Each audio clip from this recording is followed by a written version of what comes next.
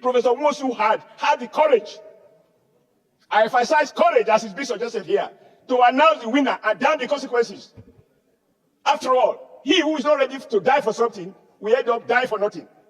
Obviously, open argument is what we should encourage, because it's not everybody that would think the same way. But after we argue, it's better for us to settle for the fair decision as well. Now, the people are the true stakeholders of the society. So today, I'm going to take you through one of the biggest stories that emanated from our National Assembly and why it is relevant to all of us as Nigerians and what we actually believe as a people. Remember, justice is not tribalistic, and when justice is done, it is expected to be fair. Now watch this video. To immortalize the architect of June 12, Professor Humphrey Nwosu. Now this is what started the whole thing. The argument started from here when Senator Abaribe actually raised a motion to immortalize Professor Nwosu, INEC chairman of 1993 general election. Listen to Adams Oshomole's response. To speak the truth and to service my conscience. I have listened and I've read through this 2-page motion moved by a man I respect and I will always respect. But when it comes to facts, the written word, it will go into history. I want to be on record as saying the following. Paragraph 3 of this document, this motion, which says, quote, conscious of his courageous defense of the democratic electoral process during the 1993 presidential election that led to the famous June 12 slogan, which ultimately confirmed MKO Abiola as the winner of the election. This is manipulating and wrestling with the truth. June 12 became famous because Nigerians who voted and the elections results already announced, people were at liberty to do their calculation. But because the chief electoral officer failed to formally announce the figures and declare the winner, the Nigerian people on their own talk about, if you look at the media review, the man who is widely believed to have won the election, because the man who should have announced it failed to do so. The second paragraph, or the fourth paragraph, informed that he stood his ground during Nigeria electoral wishes and aspirations were realized, which culminated in June 12 being marked as a 30th Democratic Day due to his unwavering stand as an umpire. Sir, again, this is not correct. President Muhammadu Buhari, to his credit, decided, and may God bless him for that, said what Nigerians already knew. But coming from a city head of state and president, that gave it the currency. He said everybody knew that MKO Abiola won June, election that was conducted on June 12th. Nigerians were really in pain because nobody is able to quote where Professor Nwosu announced the results. It is his failure to announce the result, whether under threat of or other whatever forces that prevented him from so doing, that Nigerians were unable to say that he was declared the winner. In fact, I was active in that struggle. When we met with the late General Sani Abacha, he said the reason he decided to order the detention of MKO Abiola was that MKO Abiola proclaimed himself as the winner of the election and therefore as president. It was on that basis Abiola was arrested and he died in detention. If Professor Nwosu had the courage, I emphasize courage as is being suggested here, to announce the winner and damn the consequences. After all, he who is not ready to die for something will end up dying for nothing. We cannot distort history in this Senate. We must be seen to have sentiments that reflect the average feeling of the average Nigerian. Professor Nwosu, when it mattered most, his courage failed him. And when you give national honors and recognition, you do so for people who have shown courage, who have paid the supreme price, or who were ready to pay that price. Lastly, cognizance of the fact that Professor Nwosu laid a landmark foundation, blah, blah, blah, blah. This is the reason it is even more painful that you allegedly have all this courage to conduct elections. I'm on record as saying that Professor Nwosu and President Babangida fooled 18 million Nigerians that voted. Nwosu is not on record before his death as admitting that before I die, let me confess that there was a winner. You have 1 second. You have 2 seconds remaining. Therefore, let me round up, Mr. President. I thank you for your this because this is very important. If you couldn't, this is my last point, sir. I appreciate. This is my last point. So I want my in-laws to understand. If he was afraid of the gun, because we're under dictatorship, some people might say, well, but there were Nigerians who were protesting under the gun without minding the consequences. After the end of Babangida's tenure, the death of Abiola, the birth of the new democracy that produced President Bola Ahmed Tinubu, Obasanjo.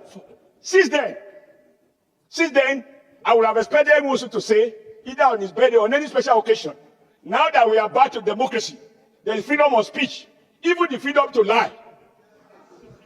I would have expected Nwosu to be able to say, I could not declare these numbers. Thank you. Now, on my record, Abiola won this election, but I was not able to announce it. And he died without confession. Thank you. He died without confession. Cannot be rewarded. Thank you, Senator Osita. He cannot be rewarded. Senator. The Senate is the conscience of the society, and whatever angles that your senator actually pitch represent the idea and the thinking of your constituency as well. So listen to Senator Abdullahi actually giving us his inside perspective because he was part of this election in 1993. I call myself a victim of June 12th, precisely because I contested for the Secretary Generalship of the SGP in 1993, and we lost the election to Sule Lamido, for the former governor of Jigawa State. After that, we had a lot of trouble selecting the vice presidential candidate. I was in the Kingibe faction, and we were able to defeat Atiku Abubakar to get Abiola to name Kingibe as vice president in order to have a seamless election. We went through that process, and we knew we won the election. It was annulled. Everybody knew what happened, or what happens under the military.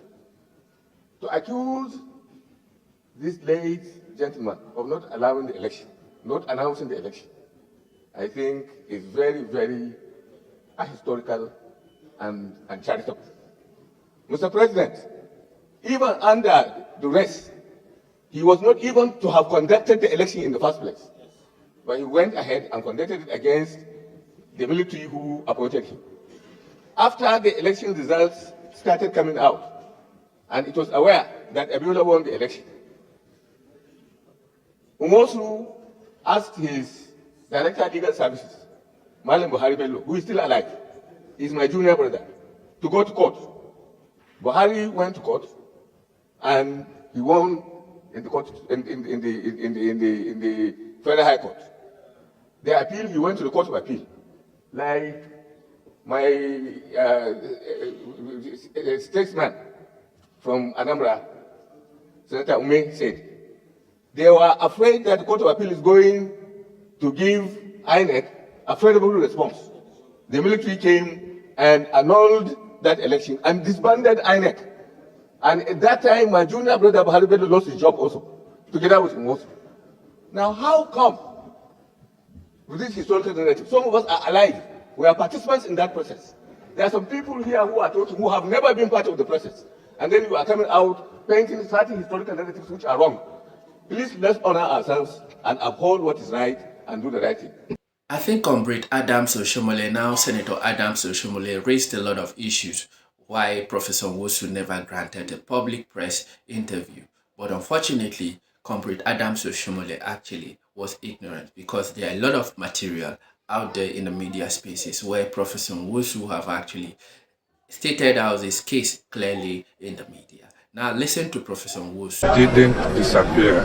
Part of the problem was that of the media too. Let me explain the process. From June 16, 1993. Remember, we were promised that if that election was conducted to be free and fair, accepted by international observers and local observers, that we would be given national honors. So my colleagues were also working hard as Nigerians. So when, according to our efforts, you knew all the problems, all the restrictions, in spite of all that, June 12 came. The election was conducted. It was peaceful. Materials were distributed all over Nigeria promptly in all difficult terrain because of arrangement and logistic preparation we put in place. So when the results started coming in, June 13, 14, in fact it was to be concluded around June 17, 18. The other party, NRC, had even congratulated SDP for winning. You know, suddenly there was a letter served on me by Commissioner of Police that we should cease forthwith in releasing the result. I summoned on June 16 emergency meeting of the commission. All the results had come in, with the exception of that of Taraba, which the resident electoral commissioner from Delta, Professor Sada, was on his way to bring. We would have released the result about June 17. So they said, stop. I was served. In fact, I was called in a meeting of National Defense and Security Council and said, would you release this result without knowing? I said, that's the law. There was no provision of the highest ruling military body to vet the result. The law says that the result should be announced at each level.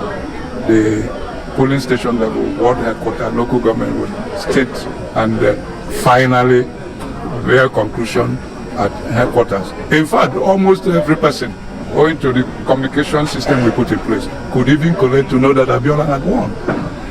Now, with that, my commission met and we decided that we will challenge that ruling by court, Abuja High Court, because it's Commissioner of Police that served it. And when the next step was, I was summoned at the level of the National Defense Security and Defense Council. Headed by Babangida. Babangida and Abacha was prominent. They said, okay, that a committee headed by Abacha should find a solution to the problem. I said, how do we find a problem? We should be allowed to conclude what we started to say. Abacha. In that committee, I'm quoting names. Abacha was in it. Nyako. Nyako was in it. General Aliyu Gusso was in it. David Mark was in it. Was the Minister of Communication. I was in it. Secretary of the Commission, Director of Legal Services was in it. Professor Deria, National Commissioner representing Rivers State. We met in Abacha. When we met in Abacha's house, guest house in Abuja, he set another subcommittee, including myself, Akwambo, late now, Akilu, the Secretary of the Commission, I think one other advisor in law in the State House. When we got at that subcommittee level, I told them, gentlemen, there is nothing for us to meet. The law is clear. Elections have been conducted. Results have been collected. The only one remaining is that of Taraba. And he had come along with it. Please allow us to conclude. We are a technical body. We are not politicians. In any case, if you don't want us to relay the result, you should call Abiola and Tofa, or negotiate with Abiola. That Abiola was the winner. Well, you know, military. The military personnel in it were afraid. They said, okay, you report, you are the chairman of the commission. We went back to Abacha's guest house.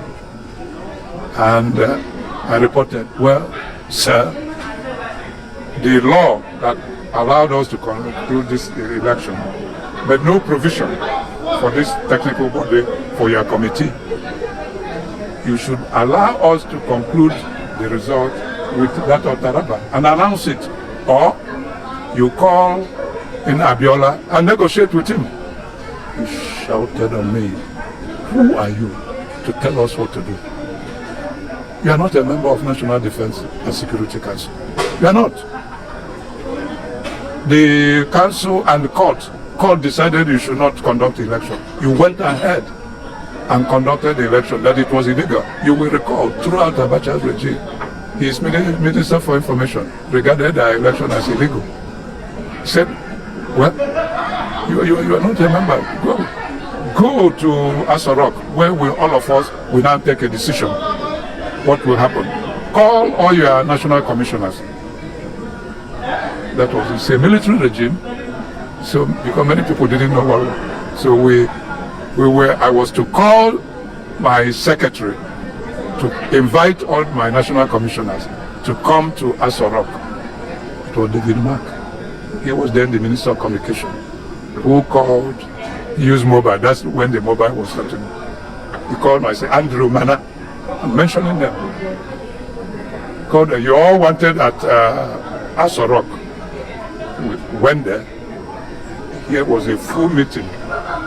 Which date was that? Was around 18 yes, or this 18 June. When we got there, Babangida said, NEC, National Electoral Commission, what is your position on this election? I answered, I was the boss, leadership of NEC stops with me. I said, sir, allow us just 2 minutes so that it will not be Humphrey Nwosu's decision. It will be that of National Electoral Commission. He said, okay, 2 minutes. We went to one of the rooms. Said, gentlemen, ladies and Eruku was a lady National Commission. We don't have anything to do with politics of this. They should. Now, there's an angle we can't ignore. Listen to Senator Nwoye on this one. Senator Tony Nwoye representing Anambra North.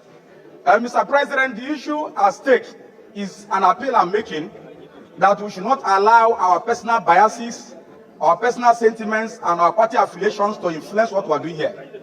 So far I'm concerned, during the June 12 presidential election, I was a presiding officer. And yes, I just came out from secondary school. I was the presiding officer in that election. That election has been adjudged up to today the freest and fairest election in the history of Nigeria. Mr. President, any Nigerian that googles internet, which election is the freest and fairest election in Nigeria, is the June 12 presidential election.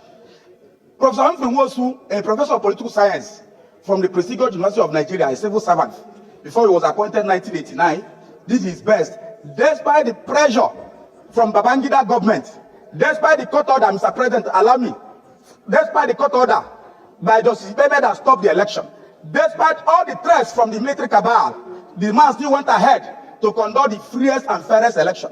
Was it Professor Humphrey Nwosu that made Justice Saleh from Katangum Emirate from Bauchi to know the election? Was it Justice Professor Humphrey Nwosu that made the military cabal to throw Nigeria into confusion? It is highly unfair. One of my colleagues mentioned about the honor. How was it going to remain, my brother? Tony Nwoye? It's not because he belongs to a particular political party. Let us not distort facts. It's very disappointing that some of us should distort facts just because Professor Humphrey Nwosu is an Igbo man. Thank you very much. Allow this motion to thank you, sir. If you want to understand a country properly, look at the kind of debates that they put out in the public. And if we as a people are divided, whether we should celebrate Babangida, who actually annulled the election, or actually recognize the person that everybody in his generation agreed that organized one of the freest and fairest elections. But in the process of announcing the result, he was actually fired by his bosses and people that hired him. But Adams Oshiomhole is arguing that despite the fact that you have the title as NEC chairman or not, you should announce the result. Now it's very funny. How can a judge that have been debarred or debenched actually pass a judgment on something? I don't think it will hold water or have any significance. But this is what Adams Oshiomhole's arguments sound like. But at the same time, we should look at it as Nigerian, holistically, and also look at ourselves in the mirror. If we really care about this nation, fairness has to be the watchword for everybody. Not only when it benefits you or when it's something that is close to somebody in your clan. So justice and fairness is what makes a suitable society thrive.